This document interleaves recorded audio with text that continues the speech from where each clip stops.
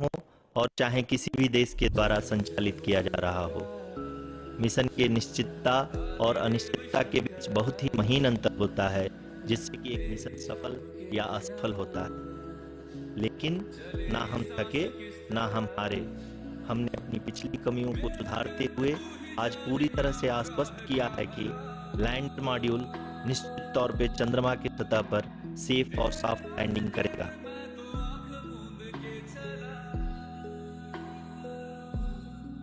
सभी दर्शकों की जानकारी के लिए अब हम इसरो के अब तक के सभी लूनर मिशंस की संक्षिप्त विवरण प्रस्तुत करेंगे। जी हाँ, इसरो का पहला मून मिशन चंद्रयान-1 अक्टूबर 2008 में पीएसएलवी रॉकेट के द्वारा सफलतापूर्वक प्रक्षेपित किया गया था। चंद्रयान-1 चंद्रमा के सतह पर पानी की खोज करके पहले ही इतिहास रच चुका है। यही कारण है कि आजकल विश्व के तमाम अंतरिक्ष वैज्ञानिक और स्पेस एजेंसियां चंद्रमा को और करीब से जानने के लिए उत्सुक दिख रही हैं। अगर हम बात करें चंद्रयान-2 की, जो इसरो का दूसरा मून मिशन है, जुलाई 2019 में इसरो के सबसे ताकतवर रॉकेट LBM-3 द्वारा सफलतापूर्वक प्रक्षेपित किया गया था और आज भी लगभग 4 साल बाद यह चंद्रमा के 100 किलोमीटर के सर्कुलर ऑर्बिट में घूमते हुए बहुत ही उत्तम क्वालिटी का डेटा प्रदान कर रहा है। मिशन के प्रारंभ में इसकी आयु 1 साल निर्धारित की गई थी, परंतु LBM-3 द्वारा बहुत ही सटीक इंजेक्शन और मिशन मैनेजमेंट की वजह से चंद्रयान-2 काफ़ी लंबे समय तक कार्यरत रहेगा। अब तक चंद्रयान-2 चंद्रमा के लगभग सभी भागों का चित्र ले चुका है। इसका एक बहुत ही महत्वपूर्ण पेलोड OHRC यानी कि ऑर्बिटर हाई रिजोल्यूशन कैमरा विश्व का सबसे बेहतरीन कैमरा है, जो कि चंद्रमा के सतह का लगातार पिक्चर भेज रहा है। अब मैं आरुषि जी से निवेदन करूंगा कि वो आप लोगों को इसरो के वर्तमान मिशन चंद्रयान-3 के बारे में बताएं। Which has been designed to accomplish our mission goals.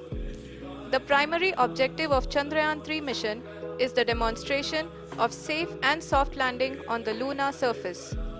This demonstration is a critical aspect for ISRO's future interplanetary missions. In addition to this, the mission objectives also include demonstration of roving capability and conduction of in situ scientific experiments on Moon's surface. Carried on the shoulders of India's heaviest rocket LBM-3 on the 14th of July, Chandrayaan-3 was placed in the precise elliptic parking orbit of size 170 by 36,500 kilometers. ISRO, in its mission plan of following the incremental trajectory approach, carried a total of 5 earthbound maneuvers. The fifth apogee raising maneuver, which took place on the 25th of July, placed the spacecraft in an orbit of 250 by 1,27,000 kilometers. At the early hours of 1st August, the translunar injection was carried out, after which the composite module began the final leg of its long journey of nearly 3,84,000 kilometers for its rendezvous with the Moon. The TLI was a key step in the mission, enabling the spacecraft to escape Earth's gravitational pull and travel to the Moon.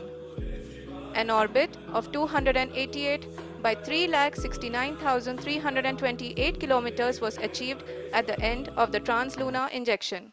प्रकार किए जाएं कि landing site power descent की शुरुआत से ही lander के orbital plane में बना रहे।